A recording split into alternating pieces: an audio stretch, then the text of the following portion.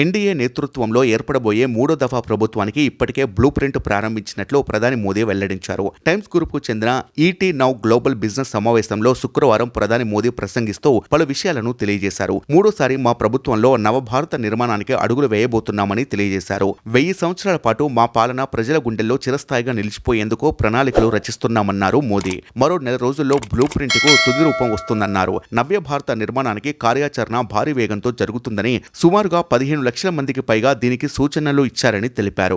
దేశాభివృద్ధికి సరికొత్త వేగాన్ని అందించేందుకు పేదరిక నిర్మూలనకు వినూత్న పథకాల అమలును చేపట్టినట్టు చెప్పారు. 2014 తాము అధికారం చేపట్టే సమయానికి వ్యవస్థలన్నీ అస్తవ్యస్తంగా ఉన్నాయని, 10 ఏళ్ల యూపీఏ హయాంతో పోల్చితే ఎన్డీఏ ప్రభుత్వ పాలన పూర్తి స్థాయిలో రూపాంతరం చెందడమే కాకుండా పాలనలో వేగం పెరిగిందన్నారు. మూడో దఫా ప్రభుత్వంలో ఇంతకు మించిన వేగం, భారీ నిర్ణయాలుంటాయని స్పష్టం చేశారు. దీనికి నాది గ్యారంటీ, ఇది మోదీ గ్యారంటీ అని ప్రధాని మోదీ తెలపగా సమావేశంలో పాల్గొన్న పలువురు కరతాళ ధ్వనులతో హర్షం వ్యక్తం చేశారు.